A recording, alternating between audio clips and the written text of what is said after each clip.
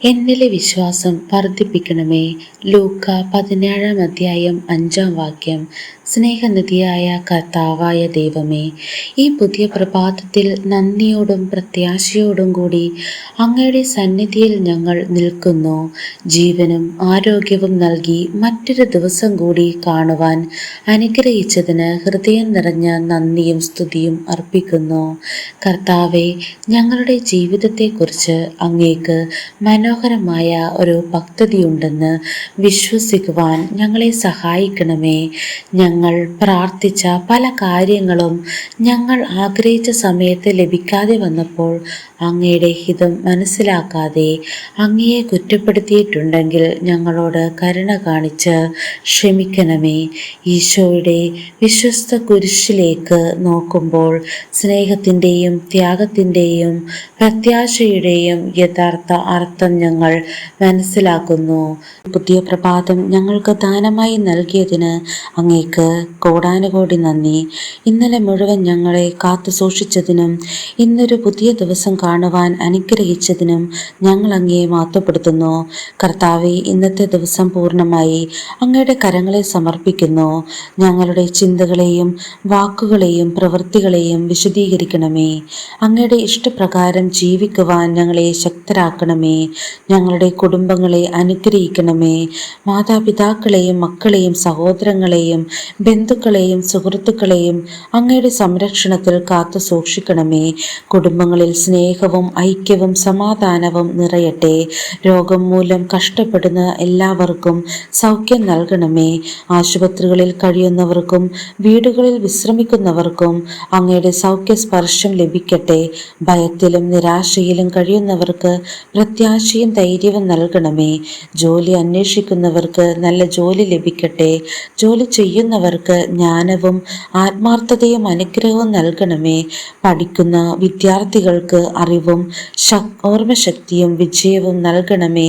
സാമ്പത്തിക പ്രയാസങ്ങളിൽ കഴിയുന്ന കുടുംബങ്ങൾക്ക് അങ്ങയുടെ കരുണ ലഭിക്കട്ടെ.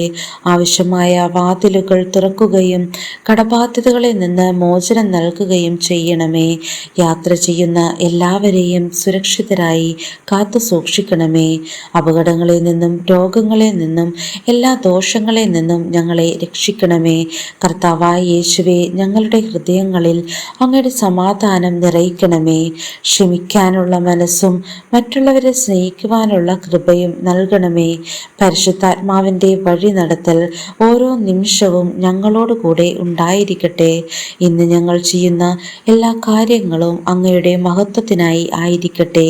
ഞങ്ങളുടെ ജീവിതം മറ്റുള്ളവർക്ക് ഒരു അനുഗ്രഹമാകുവാൻ ഞങ്ങളെ ഉപയോഗിക്കണമേ.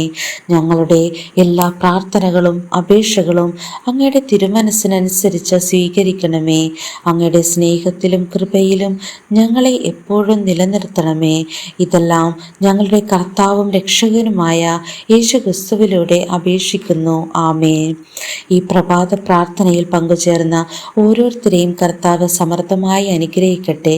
ഇന്നേ ദിവസം സമാധാനവും സന്തോഷവും ആരോഗ്യവും വിജയവും നിറഞ്ഞതാകട്ടെ. ഈ പ്രാർത്ഥന നിങ്ങൾക്ക് അനുഗ്രഹമായെങ്കിൽ നിങ്ങളുടെ കുടുംബാംഗങ്ങൾക്കും സുഹൃത്തുക്കൾക്കും പങ്കുവയ്ക്കുക. കൂടുതൽ മലയാളം പ്രാർത്ഥനകൾക്കായി ഈ ചാനൽ സബ്സ്ക്രൈബ് ചെയ്ത് ഞങ്ങളോടൊപ്പം പ്രാർത്ഥനയിൽ പങ്കുചേരുക. ദൈവം നിങ്ങളെ എല്ലാവരെയും സമൃദ്ധമായി അനുഗ്രഹിക്കട്ടെ. ആമേൻ.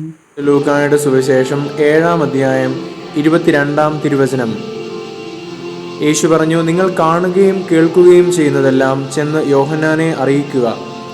കുരുടന്മാർ കാണുന്നു, മുടന്തന്മാർ നടക്കുന്നു, കുഷ്ഠരോഗികൾ സുഖപ്പെടുന്നു, ചെകിടർ കേൾക്കുന്നു, മരിച്ചവർ ഉയർപ്പിക്കപ്പെടുന്നു, ദരിദ്രരോട് സുവിശേഷം പ്രസംഗിക്കപ്പെടുന്നു.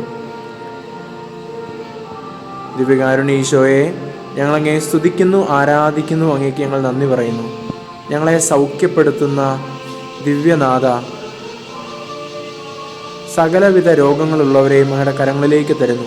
ക്യാൻസർ രോഗമുള്ളവരെ ഞങ്ങളുടെ കരങ്ങളിലേക്ക് തരുന്നു. ഈശോയെ, മറ്റ് സാംക്രമിക രോഗങ്ങളുള്ളവരെ അങ്ങയുടെ കരങ്ങളിലേക്ക് തരുന്നു. ഈശോയെ സൗഖ്യപ്പെടുത്തി അനുഗ്രഹിക്കണമേ. നമ്മുടെ കർത്താവ് ശംസിഹായുടെ കൃപയും പിതാവായ ദൈവത്തിൻ്റെ സ്നേഹവും പരിശുദ്ധാത്മാവിൻ്റെ സംസർഗവും പരിശുദ്ധ അമ്മയുടെയും വിശുദ്ധ കമിലസിൻ്റെയും ആദിസ്യവും നാം എല്ലാവരോടും കൂടെ ഉണ്ടായിരിക്കട്ടെ, ഇപ്പോഴും എപ്പോഴും എന്നേക്കും. ആമേൻ.